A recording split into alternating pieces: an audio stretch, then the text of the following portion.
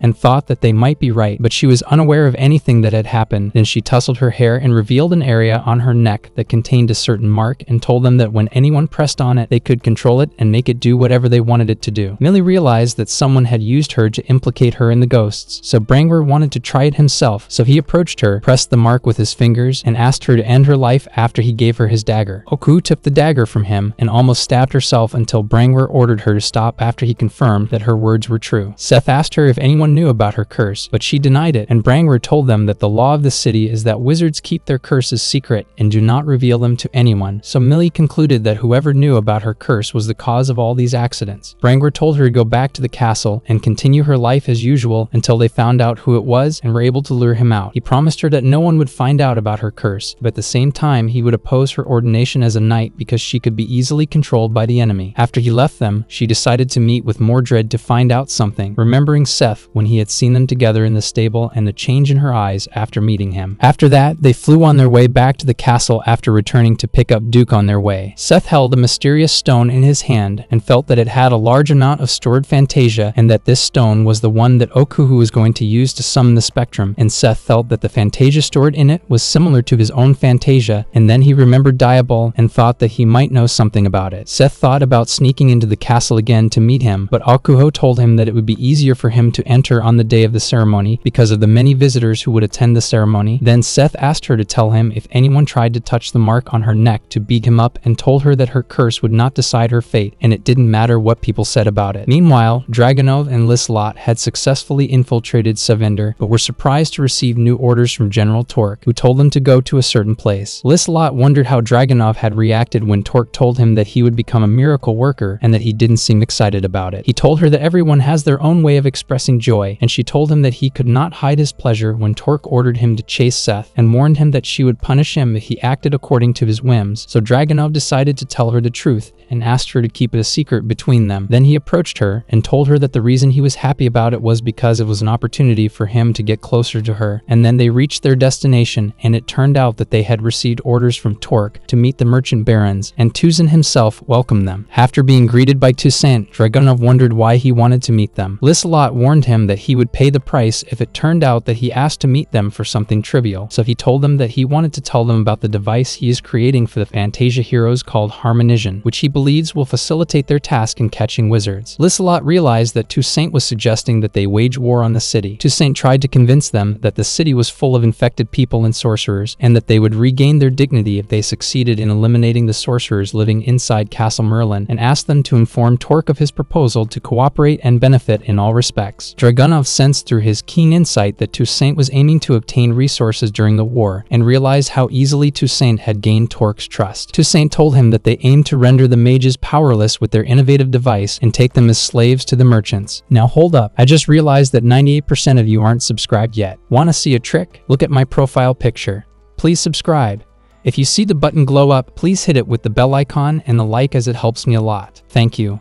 Meanwhile, Okuho went to visit Mordred in his room after she suspected that he was the one who used her curse to summon the Nemesis ghosts. When she entered his room, Mordred was about to touch the mark on her neck, but she grabbed his hand and knocked him down with one blow. She then asked him why he used her in this way, knowing that she had dedicated herself to serving and protecting the city, and that she felt let down for trusting him and telling him about her curse. Mordred told her that he did it to protect her after some organization wanted to use her as a professional assassin. Then he told her that they wanted to use her power to eliminate mages who betrayed Merlin the Great and farmers who traded with foreigners, so he used her to summon ghosts and protect her from them. But Okuho couldn't believe him. She thought of telling the queen what had happened, but Mordred advised her not to because the members of the organization called the Hermit Saviors had sworn allegiance to her to become disciples of Merlin the Great, so she was indirectly related to them. Okuho then stood in front of the statue of Merlin the Great and asked him to show her the right path, and lend her his power. Myr appeared in the grass and asked her what kind of power she thought a rock like this statue had. She told him that she was just trying to ask the Great Merlin for help. He asked her if the Great Merlin was this giant statue, and she replied that it was definitely just a statue made to represent him, and Myr told her that the statue would not help her no matter how much time she spent praying to it. Then Seth suddenly appeared next to Myr, and when Oku asked why he was there, he told her that he was sleeping in the grass because he had spent so much time in the Telt forest that he was unable to sleep in a bed like a human. When he asked her about what happened between her and Mordred, she remained silent, then stared up at the sky and remembered when they were young, when they watched the magical knights flying above them and decided to become strong when they grew up to join them, and told him that she had been deceived about Mordred and the queen after trusting them, and she wondered what he had done. She wondered what the Great Merlin would have done in her place. Myr replied that Merlin wouldn't have asked a rock for help. Oku doubted her ability to become a knight and protect everyone. Seth tried to support her and told her to be proud of herself anyway, that she could stand against a whole army of Nemesis alone to protect everyone and that no one else could have done it, and advised her to do what she sees and feels is right at all times. The next day, the ceremonies began and Dragunov and Liselot were among the crowds, disguised as mages, and Liselot thought that they could sneak in without having to disguise themselves in the absence of the guards. Meanwhile, Seth and his companions were standing in the crowd watching the ceremonies. Seth noticed the armor on Sagramor's shoulder in his robes,